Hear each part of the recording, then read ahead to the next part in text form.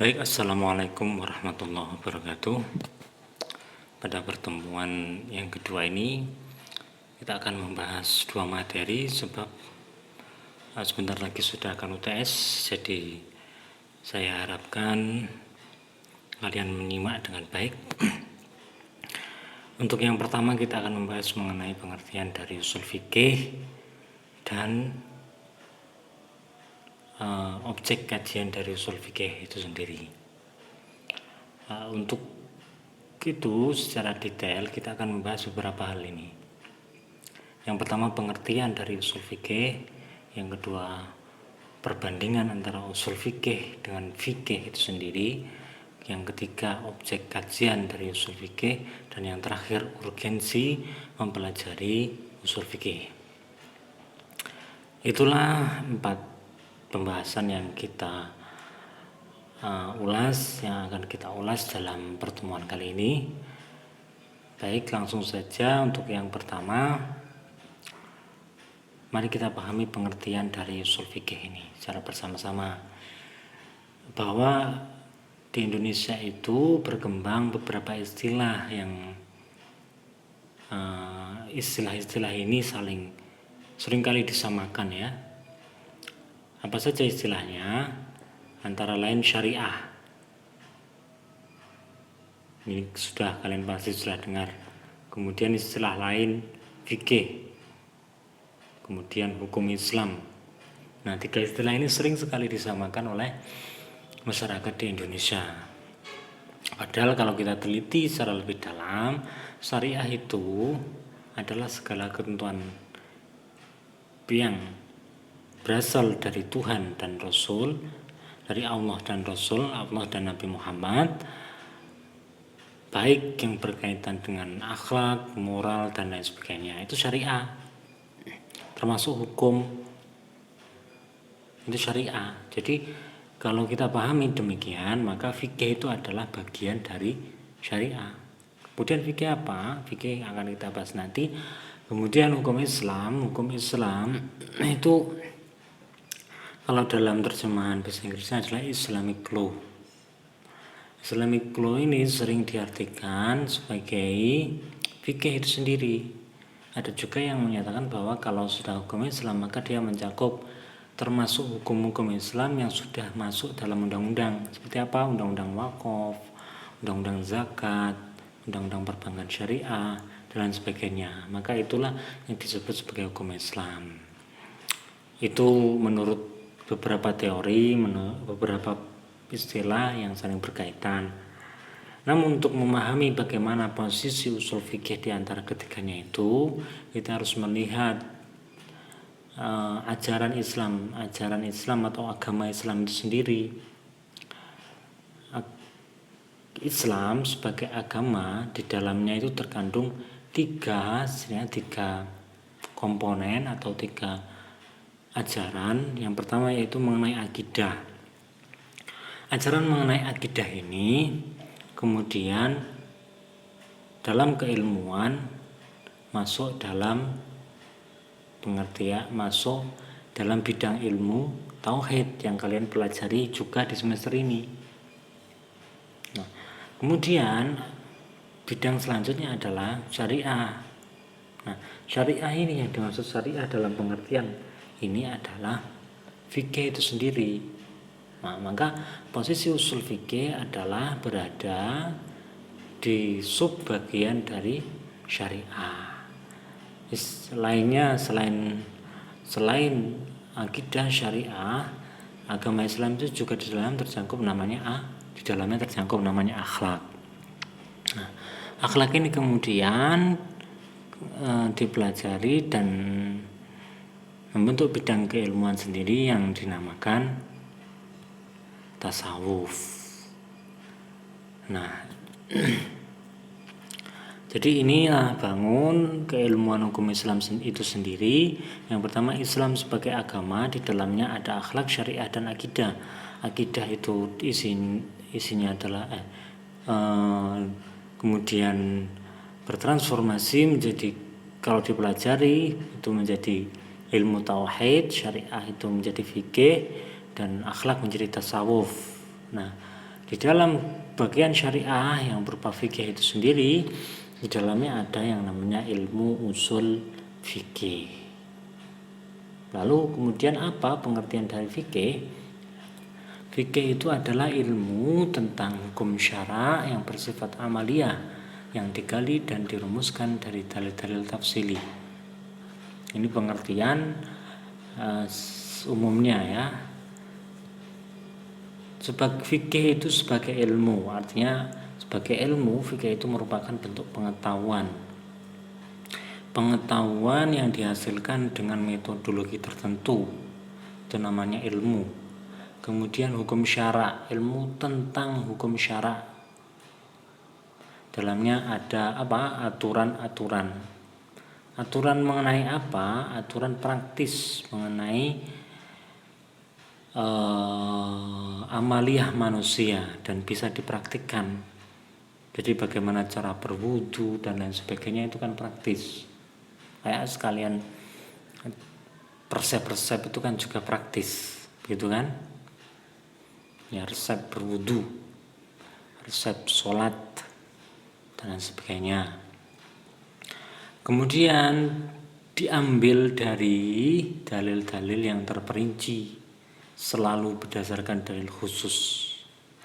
Jadi tidak ada fikih, produk fikih atau fikih itu sendiri, kitab-kitab fikih itu yang tidak diambil dari dalil. Jadi setiap kitab fikih, hukum wudu, cara berwudu, kemudian kenapa berwudu itu harus dari muka dulu, kemudian sampai kaki, dari mana asalnya, maka itu dari dalil khusus. Apa saja contoh dalil khusus ini? Kita bisa lihat contohnya ini ya. Dalil mengenai zina, wala taqrabuz zina innahu kana fahisyatan wa sa'a sabila. Kemudian dalil tentang memakan harta anak yatim, wala taqrabu malal yatimi illa billati ahsan. Dalil lainnya yaitu mengenai perintah salat dan zakat. Wa aqimus shalah wa atuz zakah warka'u ma'rakina. Pertanyaannya kemudian, dari mana hukum-hukum bahwa zina itu haram? Dari mana hukum bahwa memakan harta anak yatim itu dilarang atau haram? Dari mana hukum perintah salat dan zakat fitrah itu wajib? Dari mana? Maka cara mengetahuinya adalah dengan ilmu usul fikih.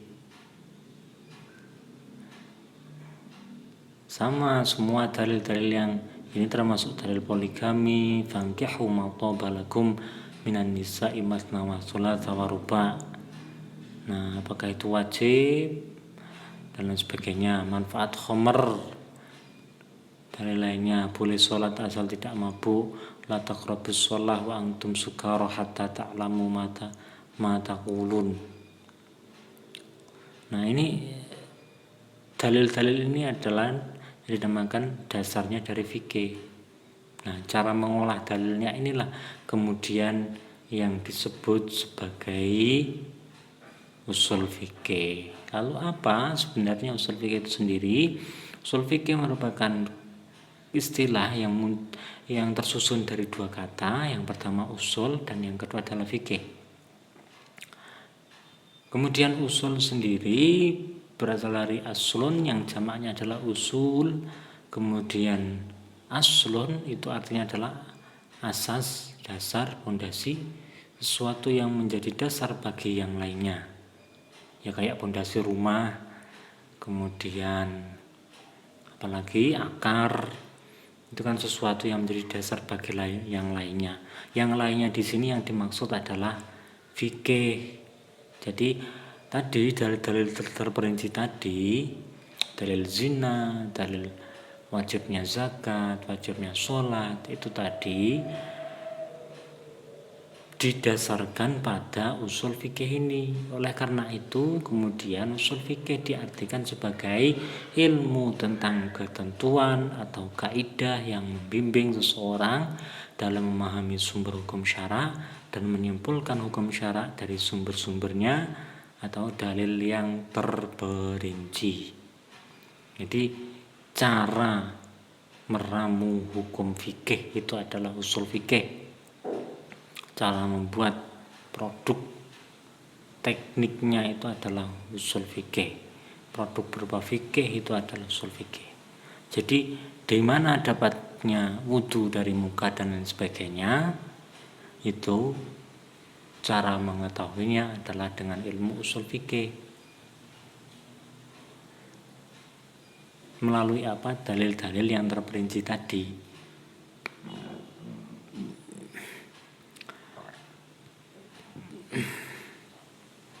Kemudian kita bisa ketahui dari sini bahwa fikih dan usul fikih itu memiliki tujuan yang memiliki perbedaan. Yang pertama yaitu dari segi tujuannya. Bahwa keduanya fikih itu tujuannya adalah agar hukum syara itu bisa praktis diterapkan. Jadi wudu bagaimana dan sebagainya. Ketika mempelajari fikih maka bagaimana hukum-hukum sesuai aturan, bagaimana kemudian seorang menjalankan sholat sesuai aturan, menjalankan hubungan antar manusia, muamalah sesuai dengan aturan dan seterusnya. Kemudian usul fikih, kalau usul fikih itu penerapan dan kaidah teorinya digunakan untuk memahami dalil agar memunculkan suatu hukum syara. Hukum syara itu tadi kemudian bagaimana diterapkan terhadap perilaku umat itu ada di fikih. Perbedaan selanjutnya adalah dari segi objek kajian. Objek kajian dari usul fikih yang pertama adalah dalil dan kaidah. Jadi sampai akhir semester nanti kajian kita ya ini dalil terus kaidah, bagaimana merumuskannya, dalil kaidah bagaimana merumuskannya, dalil kaidah bagaimana menggunakannya dan seterusnya. Kemudian kalau fikih yang jadi objek kita ada perilaku mukallaf, apakah perilakunya itu sesuai fikih atau tidak. Jadi begitu. Bagaimana kemudian seorang mukallaf itu berhubungan dengan orang lain, maka merujuknya kepada fikih, bukan usul fikih, begitu ya. Kemudian objek kajian usul fikih ini sebenarnya sudah saya singgung. Menurut Imam Nasiruddin Abdullah bin Umar al-Syirazi al-Baydawi, objek usul fikih itu adalah ma'rifatu dalail fikih ijmalan, mengetahui dalil-dalil, wa kaifiyatul istifadati minha, minha, dan bagaimana kemudian mengolah dalil tersebut, wa halul mustafid, dan bagaimana orang yang berwenang mengolah dalil. Dan terakhir, bagaimana kemudian urgensi mengapa kita harus belajar usul fikih. Yang pertama, agar kita mengetahui proses menghasilkan suatu produk hukum syara. Nah, ini dia.